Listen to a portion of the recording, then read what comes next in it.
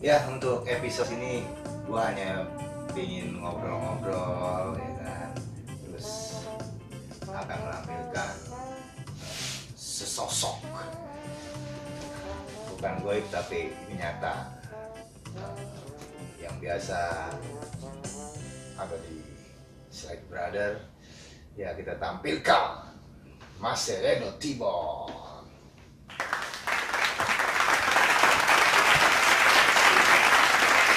Apa kabar? Coba ditanya-tanya dulu lah. Berat memang ujian hidup ini. Apaan sih? Anjir. Ya, gue cuma pingin tahu Mas, dulu awal mula lo bisa ketemu sama band yang keren ya kan, Tipek ini gimana sih awalnya? Jadi begini, dulu awalannya sih gue memang sempat udah ngeband duluan ya sama band yang gue yang paling tua juga. Bisa apa tuh sebutin? Sebutin nggak apa-apa. Sebut lah. Sama Artificial Life. Sama Artificial Life. Nah, jadi dulu awalan bisa ketemu Tipek itu awalan dari Andi. Andi tuh Andi Toha. dulu main trompet. Dulu main trompet ya, Andi Toha. Kebetulan gue sama Andi Toha itu tergabung ya cabutan lah, panggilan, pemain panggilan di marching band, drum band gitu lah. Dulu drum bandnya namanya Saadatul Darain, dia ada di sekitar Mampang Raya, ada sekitar Buncit situ. Nah kebetulan dia udah gabung duluan sama Tipek, dan terus dia awal-awal itu bukan yang ngajak gue main, tapi minjem alat dulu, minjem trombon.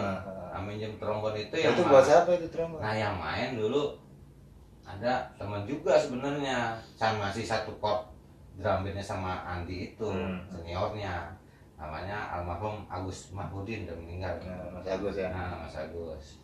Nah terus jadi alat gua tuh dipinjam sama dia setiap mau latihan, dia datang ke Cibubur bawa tuh ke Pluit berangkat. Oh gua tahu tuh dulu, gua masih kecil banget tuh. Base campnya tuh. Iya. Base camp awal-awal lah di Pluit, daerah Pluit sana jauh benar. Gua paling jauh juga cuma pasar Cibubur. Ini sampai Pluit.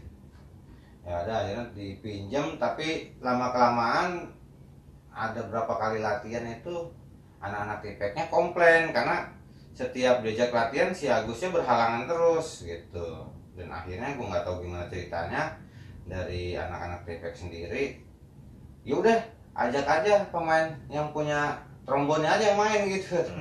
Karena kan kondisinya trombon gue dipinjam sama Agus itu untuk latihan sama Tipek gitu. Ya udah akhirnya Andi yang ngomong ke gue suruh ikut latihan sama Tipek. Ya udah dari situ deh awalannya gue mulai ikut gabung, nggak gabung sih, bantuin sebenarnya di adisional juga. Ya, adisional juga. Dan di Tipek itu ya gue kenal pertama kalinya gue rekaman, gue bikin video klip yang genit, ya udah yang macam-macam, ya udah semuanya awal-awalan dari situ sebenarnya sih jadinya. Ya. Terus kalau mengenal ska awalnya dari mana? Kalau ska sendiri sebenarnya yang berjasa teman sekolah lo, si Jabar ya. Iya, dia tuh yang Bandung tuh. Iya, gara-gara dia, karena ada teman sekolah mungkin pernah main ke rumah, dan tetangganya Jabar ini si Boris yang main gitar di Artificial Life itu minta cariin pemain brass. Karena kan kondisi dulu pemain brass mah susah, kalau nggak di chord musik nyarinya nggak bakal dapet tuh, karena nggak kayak sekarang alat-alat musik banyak. Kalau zaman dulu mah ya gitu mahal harganya gitu, karena second juga kagak ada. Terus akhirnya Jabar ngajakin gua kenalin sama Boris akhirnya datang tuh satu grup ke rumah gua. Ya udah, karena gua juga itu pertama kalinya gua main band, ya gua ngikut apa dicekokin ke sono gua ngikut. Disuruh ngulik ini gua hayu, kagak pernah nolak gitu. Gua mau orangnya baik dulu. Masih menurut gua orangnya nggak neko-neko. Nah kembali lagi ke Tipek Mas. Dulu kenapa sih lo bisa nyuruh gua coba untuk jadi pengganti lo? Padahal dulu gue punya band juga, namanya Hati Badi dulu. Satu band. Sekarang malu ya. Ini kebolan ini dunia. Cuma muter-muter aja sebenarnya. Bisa begitu ya. Kebetulan dulu Tipek udah sempet jalan kan, rekamannya juga udah duluan Tipek sih sebenarnya, memang timbangan Artificial Life. Dan terus setelah rekaman album pertama itu kebetulan band gua Artificial Life keterima juga sama major label. Waktu itu Buletin ya kalau nggak salah ya. Ya, Buletin. Sedangkan Tipek kan di Aquarius tuh. Ya. Aquarius. Dan apa namanya, akhirnya dari pihak produsernya itu kan, siapa dia produsernya ya? Oh, Bos Dodo. Bos Dodo ngomong Abdullah. ke gua, lu pindah aja deh, udah ikut Tipek aja, biaya transfer lu berapa sih? Anjir, gue bisa nggak pemain bola di transfer. Ya udah, akhirnya gua dengan nggak mau kehilangan momen itu juga gitu loh. Gua juga sebenarnya jatuh hati juga di Tipek gitu loh. Karena kan dulu kondisinya namanya baru mengenal band kan, lagi seneng-senengnya begitu kan. Iya. Ya udah, akhirnya gini aja deh bos dulu. Gua nyiapin adik gua biar bisa main sama Tipek gitu. Jadi gua bisa kontrak sama label yang satu, dan juga gua nggak mau kehilangan momen sama Tipek juga kan. Kalau adik gua masih di situ, otomatis gua juga masih ada ikatan gitu kan. Ya udah, akhirnya ya udah mulai latih lu dah gua. Iya, gue ingat Lagu-lagu, banget. iya. Ingat banget dulu lo ngasih lagu 10 lagu ya Mas. Iya. Harus bisa tuh. Berapa? Cuma 2 hari ya, 2 hari atau 3 hari. Terus gue manggung 3 sama lo dulu. Iya, kan? manggung gua masih berdua sama dia nih. Sampai ada Tiga mandi dari doa. Iya. Itu pertama-tamanya tuh. Katanya, kuping gue mau pecah kata anak-anak. Karena kan trombon 2 tuh. Aduh. Ya tapi seru sih emang. Iya, zaman itu emang lagi booming-boomingnya kan. Dengan lu celana pendek kos kaki sampai kayak pemain bola begitu kan. Iya. Kalau gua kan style ya begini dari dulu gitu, kagak berubah. Kadang-kadang dia emang ngikutin jalurnya Tipek. Jadi ya udah, akhirnya setelah panggung pertama kelar ya dianggap anak Tipek puas dengan adik gua, ya udah selanjutnya adik gua yang nerusin. Love you my heart. Berapa kali manggung sama Tipek juga gua sebelum sama lu kan. Awal-awal dulu masih album pertama itu masih bareng Selaun Seven awal juga. Sampai lo kena Badi herpes awal. kalau nggak salah ya. Sampai itu Oh pas iya, herpes pas herpes itu di Millennium, acara di RCTI yang sampai sekarang nggak tayang kayaknya. Oh iya. Iya, gue dandanin ini di tato-tato begitu. Badan gue herpes. Iya, Itu tuh seru juga momen di TV, iya seru banget itu. Ya tapi emang istilah kata sih, gue zaman susahnya tuh, giliran adek gue zaman senang. Gue masih naik kereta ekonomi, manggungnya sama Tipek jalan ke Jogja kemana dulu? Iya, Jogja, main ke Bandung, masih naik elap kayak gitu-gitu dah. Ya giliran adek gue kemana-mana naik pesawat, enak banget. Ya tapi emang kalau adek selalu enak ya.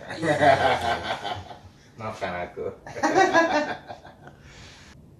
Nah, ceritain dong tentang ini apa? Video klip.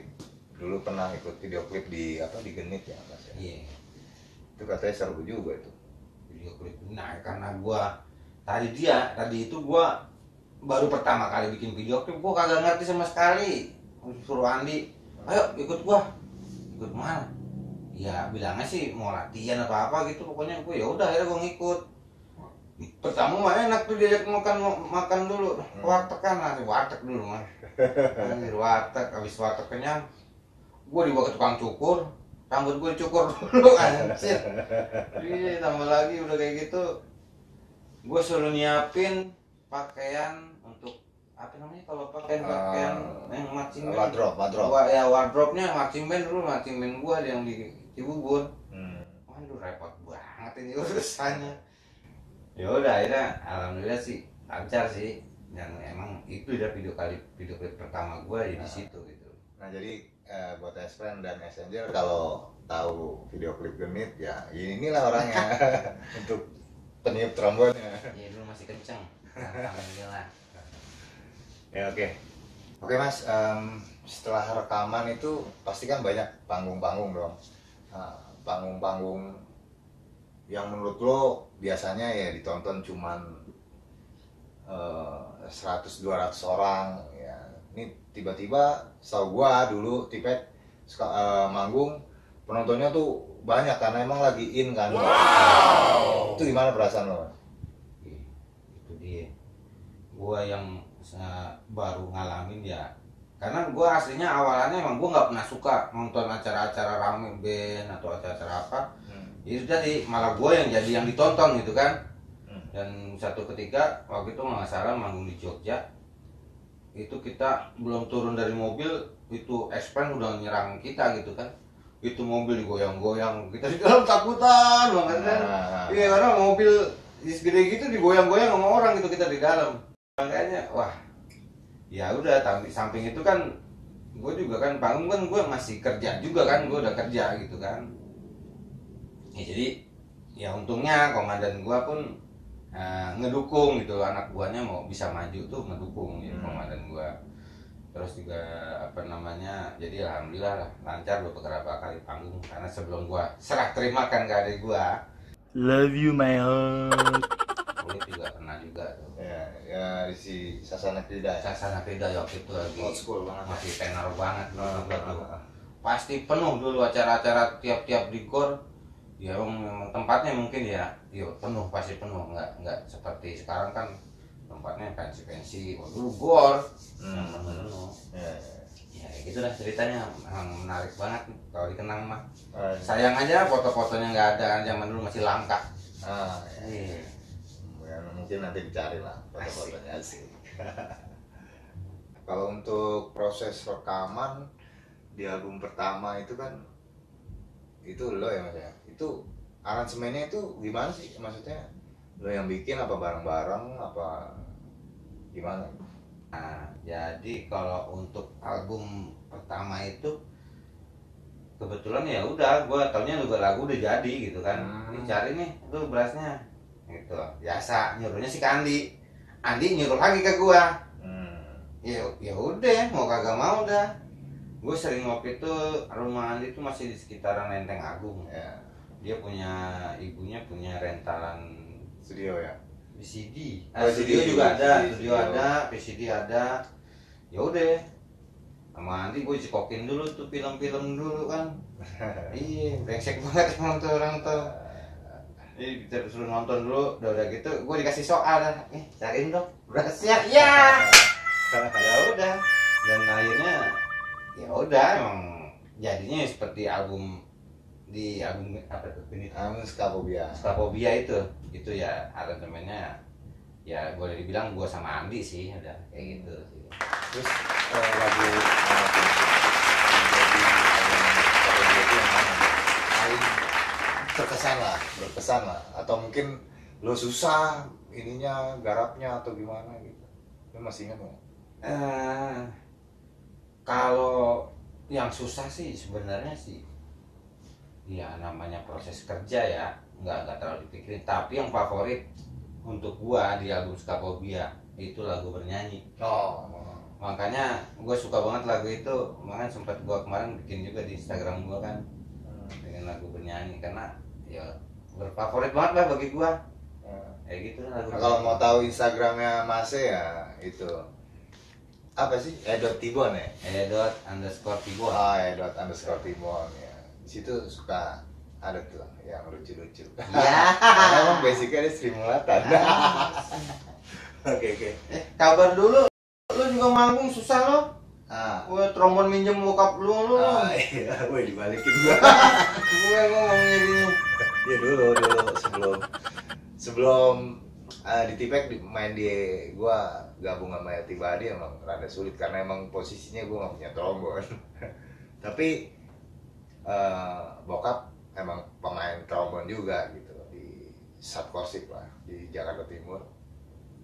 Nah ada suatu hari gua sempet ngambil trombon, tiba-tiba gua udah nyampe tempat manggung, ditelepon, kamu di mana?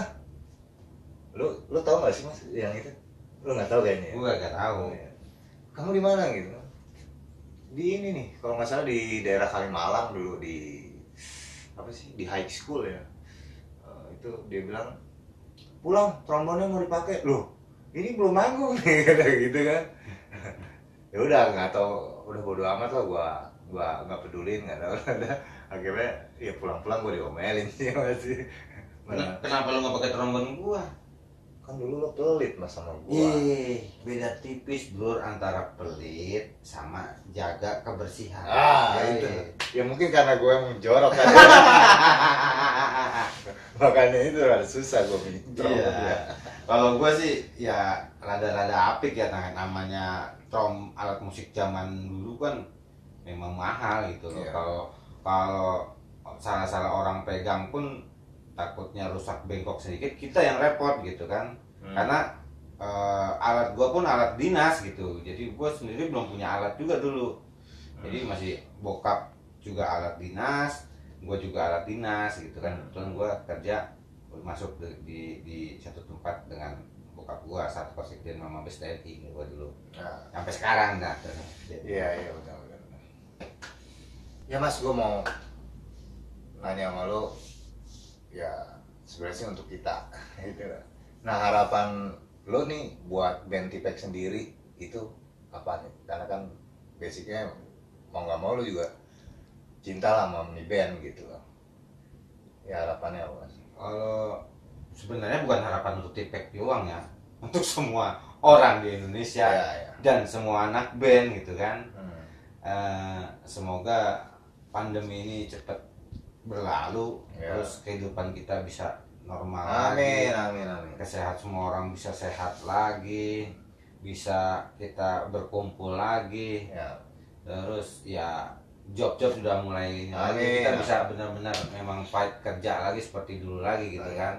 Semuanya terkendali lah, nggak kayak sekarang ini kita mau berkumpul nggak bisa, mau bertemu, jangankan bertemu orang, bertemu mertua saudara sendiri aja susah karena takut terjadi apa-apa gitu kan. Ya udah, pokoknya untuk kedepannya ya tetap fight lah di jalur musik untuk T-Pack. Moga-moga lancar, jalan terus, rezekinya makin banyak, diterima lagi, mungkin bisa sampai ke luar negeri ya kan. Amin. Udah keluar negeri lagi. Ya lebih keluar lagi kan. Kakek kemana ya kan. Ya udah sih, harapan gue itu aja sih. Semoga-moga lancar dan murah rezekinya semuanya dah. Amin. Oke Mas C, makasih banyak udah hadir di sini dan selalu hadir di channel YouTube kita. Pokoknya semua saksikan episode selanjutnya. Sigo.